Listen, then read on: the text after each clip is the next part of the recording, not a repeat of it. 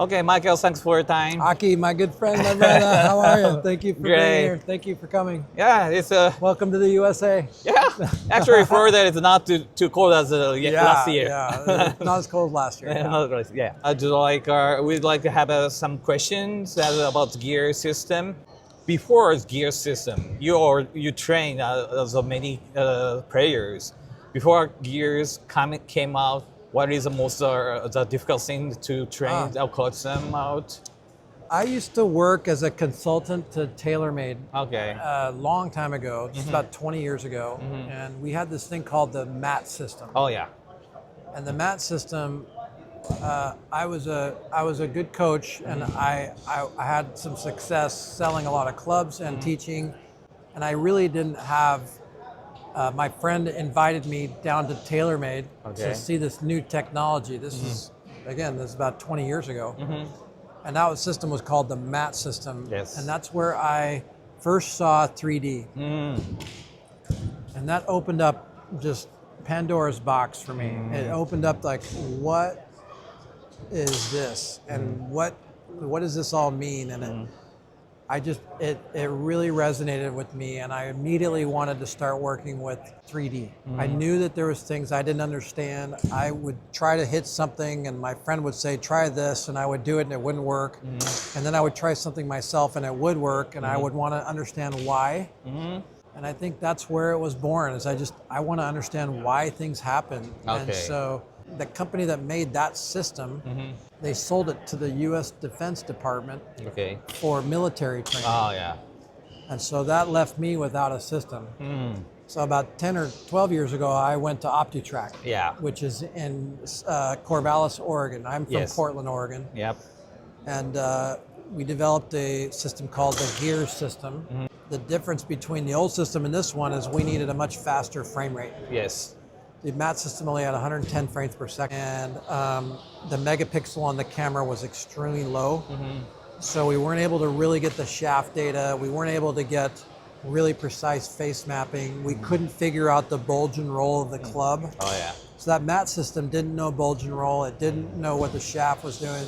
Just basically the club, the body, and it assumed that the shaft was straight. Yep. And it assumed that the face was flat. Okay. And we know that's not true.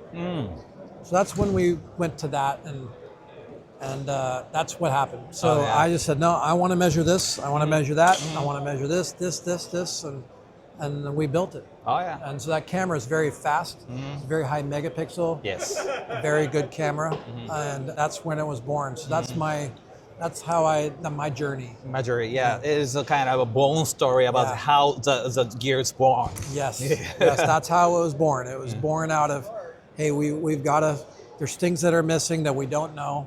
We didn't have a fast enough camera. We now have a fast enough camera. We needed a less expensive camera, so it was affordable.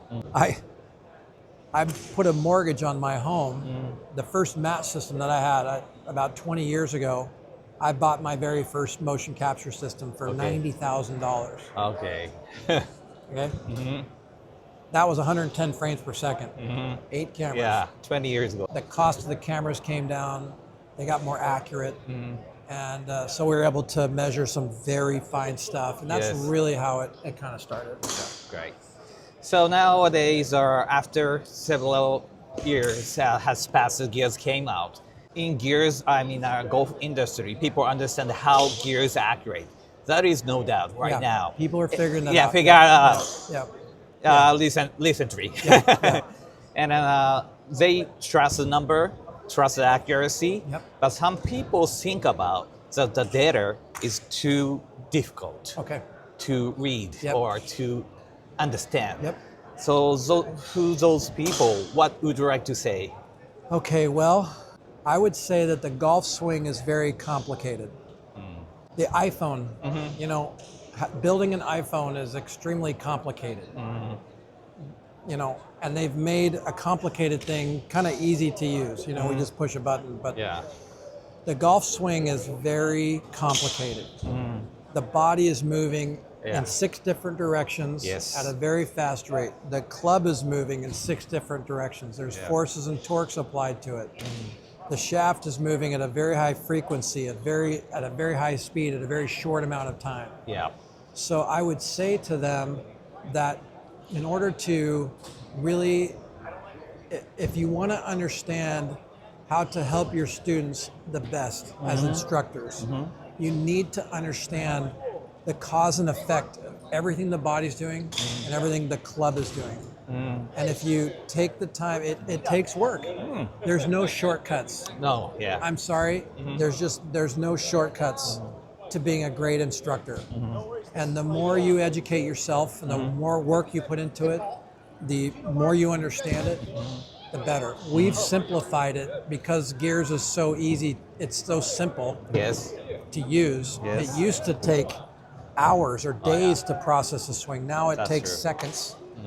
You just put a few markers on and you calibrate the club. That data is now way more accessible than it ever has been before. So it's easier to get. Even though that there's a lot of data, it's easier to get now. That's true. But you still have to do the hard work of understanding why something is happening. Yes, sometimes education. And that's why we can't take features out. If I just said, okay, I'm just going to put 5 things in there and that's it. You know, that's very simple. Yes. The problem is that it's not that easy. The golf swing is not that simple. You can't just say, hey, turn more. I could turn more and miss the ball. I could keep my left arm straight more and miss the ball. There's so many things going on with the shoulders and the wrist and the shaft to make it all work. It's just too hard. And if I cut all this data out, you're going to cut corners. You're not going to be able to explain it the way that really needs to be explained to help your students really improve. You might be able to help them use 5 numbers to get them a little bit better, but if you really want to understand how to really get the most out of your players, you have to be educated on what all this data means. Yes, so, that is true. I'm sorry. Yeah, it's no okay. Shortcuts. No shortcut. So if you're going to go to the father, you have to train father. Yes. Yeah. I'm sorry. And my Japanese culture friends, I mean, you guys understand that more than anything. You can't make a camera. That's hard. Yeah, it's hard. I mean, you're the best in the world at making cameras and clubs and shafts. You guys are the best in the world at it. Thank you. And those that are doing that know that it's not easy. There's a lot of parts to that camera. Yes, so it is true. It's something related or similar question about the previous one. Some player or some coaches says if look too much into the data, it's getting worse or it's too confusing. Okay. Yeah, so that's a good question. It is possible that you provide too much information to your student. However, my job is to provide the information to you as much as possible.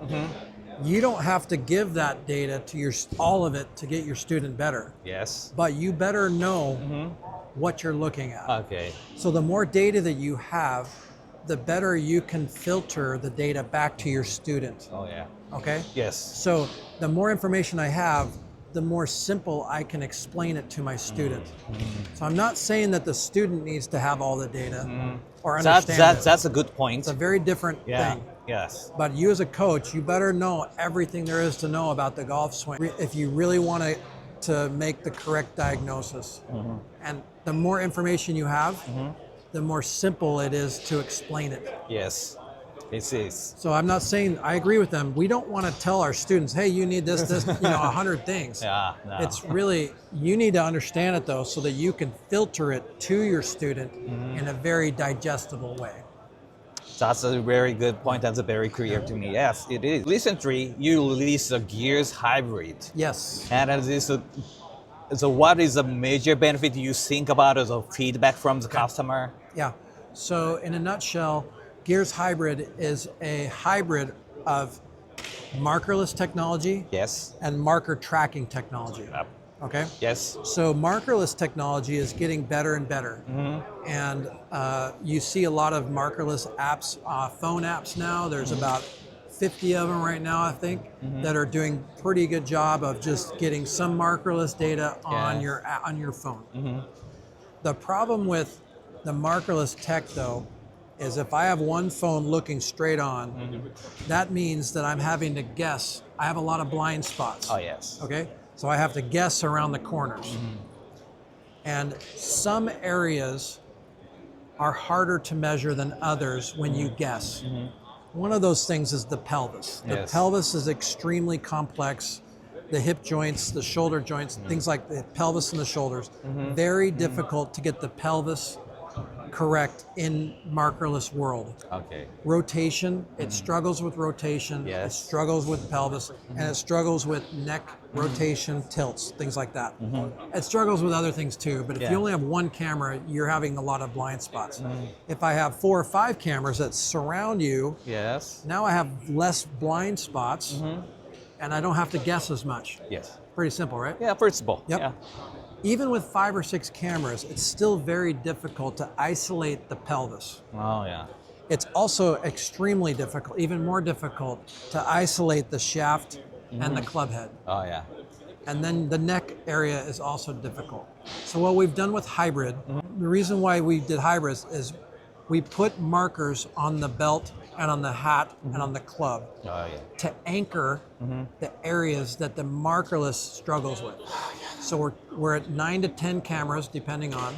We have 4 to 5 cameras that are doing markerless work. Yes. And then we have 5 to 6 cameras, 4 or 5 cameras that are doing marker tracking work. And we do that, and we call it hybrid because it basically, we use the tracking markers to anchor the areas that the markerless systems struggle with. So you're combined with the marker system and the marker system. So the marker system has a weak point that covers the marker system. That's exactly that's right. Very theoretical, very, And the reason we did that was because it's not very easy to put all 28 markers on your body. That's a very accurate way to measure the body and the club, but we wanted to make GEARS easier to use. Yes. However, we had to add 2 more cameras so that we didn't lose any accuracy. So at GEARS stands for Golf Evaluation and Research System. Oh, yeah. So we are the gold standard. We're measuring these markers to 0.2 millimeters, which is the thickness of a piece of paper. So I wanted to take the markers off the body somehow, but not lose our accuracy. So in order to do that, we had to add more cameras. Yes. Less blind spots. And then we have millions of golf swings with all the marker data. So we had to use our research grade data to train the markerless data, on what to look for. Yes. Even with all that data, I still needed some markers on the body to accurately measure how the pelvis was working. Oh, yeah. That's great. So that's the hybrid. That's why we did it. We wanted to make it easier to use, more comfortable, without losing accuracy. And we've accomplished that. I believe we're the only system in the world that does what we're doing. And that's what it takes to get research grade body data with less markers. Yes, it is an amazing system, I think. Yeah. And also for me, this is the first time I heard about your company name comes from GEARS. Hey, we're research grade, so we can't. Grade, we are not going to cut that corner. We are not. Everybody's trying to make it cheaper and easier, and they're cutting corners. Oh, yeah. We're not going to do that. Great. Thank you. And in the, let's say, near future, like 5 years later, and 10 years later, what do you think about the prediction for the golf thing going to be a change, or the measurement going to be a change, or what do you feel like now? Yeah, I think that the more data we get, the more we can train it, that's computer learning, and AI. The more data we get. Good AI is simple. Yes. Good data in, good data out. You need good data to train AI. Yes. It's like when you're making Chat GPT, you have to fuel the AI with good data. Yes. So all this data that we're getting is good data. I think it's going to be very difficult to predict without marker tracking how the shaft is moving at that speed, at that much vibration and that change of frequency. I think it's going to be very difficult to do club tracking accurately for 14 clubs, all clubs. I think it's going to be very difficult to do that without marker tracking for the foreseeable future. But I can see us having, being able to, I think it's just going to get a little less expensive. I think you're going to have, still need a lot of cameras, but the camera price should probably come down eventually. Yes. And then I think it should be more accessible. So I think it's going to continue the way it's been going. Yes. You know, where the technology is going to improve and we're going to be able to all the get, time, yeah. I think we're, this golf club, it's moving really fast at a very high frequency. Yes. And the shaft is vibrating and it's moving at a very high frequency. So I think it's going to be really hard anytime soon to get everything about this golf club accurate without markers. Okay. Great. Thank you. Thank you for your time, Michael. Thanks, bud. That was Thank great. you, buddy. Appreciate it. Great.